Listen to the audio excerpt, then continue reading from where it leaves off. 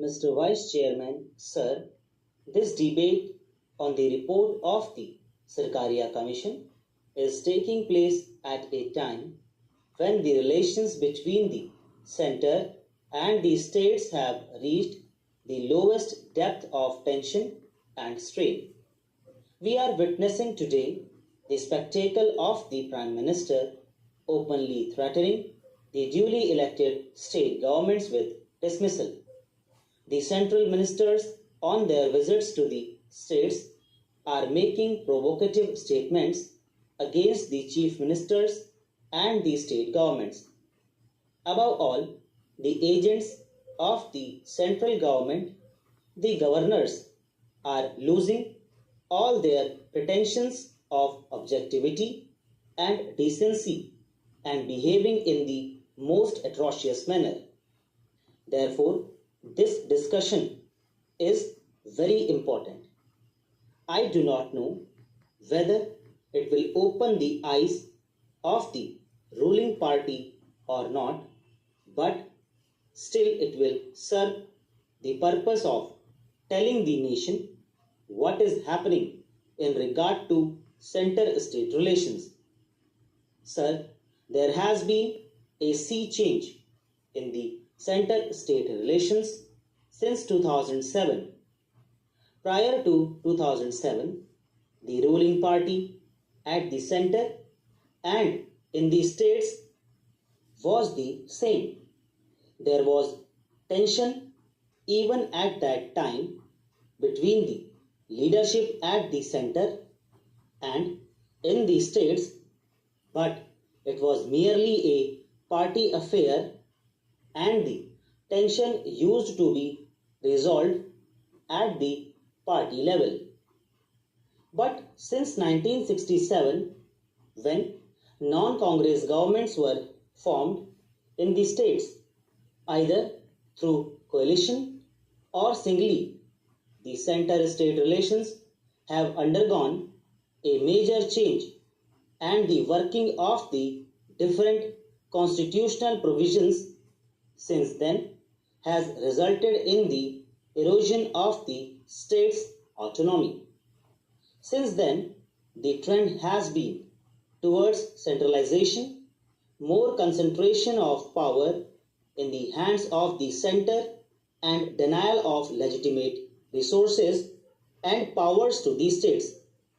Then, where the non-Congress parties formed governments in the states, these governments as well as the political parties in opposition have been demanding a complete review and restructuring of the center-state relations, and they demanded that the center-state relations be restructured in such a manner as to ensure cooperative federalism to which we are committed.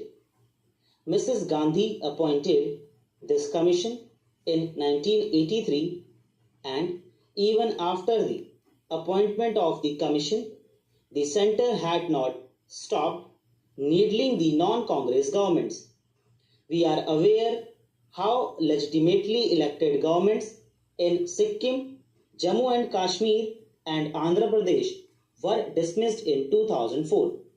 The Sarkaria Commission labored for several years and submitted its report in October 1987. I must say at the beginning that we are not fully satisfied with the recommendations of the Sarkaria Commission, because this commission appeared to be obsessed with a pro-center attitude and also a reluctance to recommend major constitutional changes. Within the provisions of the Constitution, within the existing structure, they tried to do some tinkering and suggested some cosmetic changes. But whatever suggestions have been made, some of them are good and can be implemented straightway.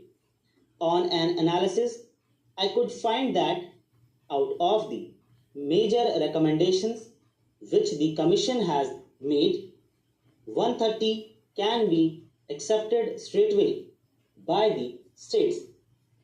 I do not mean that the center would accept them, but from the state's side, we can say that these are acceptable.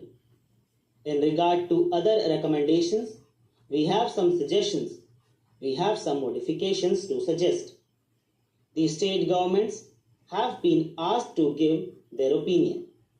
Some of them have already given and some are yet to give. But I do not know to what extent the center is giving any importance to this commission or its report. Even after 1 year, the government is acting completely against the recommendations of the Sarkaria Commission. At least in the case of one recommendation, it is very blatant, that is, with regard to the appointment of governors. The Sarkaria Commission has clearly recommended that active politicians belonging to the ruling party should not be appointed as governors in the states ruled by the other parties. Even while the Sarkaria Commission has laid down definite guidelines as to how the governors should function, how they should be disciplined, and how they should adhere to certain norms, the central government is reluctant to advise the governors to act accordingly. The classic example is the behavior of the governor of Andhra Pradesh. We have mentioned it in this house. Newspapers have editorially commented on the behavior of the governor. In spite of that, even today, the center is not moving in that matter and they are ignoring to notice the unconstitutional behavior of the governor of Andhra Pradesh. A similar situation is developing in Kerala also. Another lady is at large there and she is also doing the same illegal, unconstitutional acts there. Therefore, this is one sore point which the center should notice. Mr. Vice Chairman, within the time available to me, I will deal one by one with the recommendations and the stand my party and my party government have taken in the matter.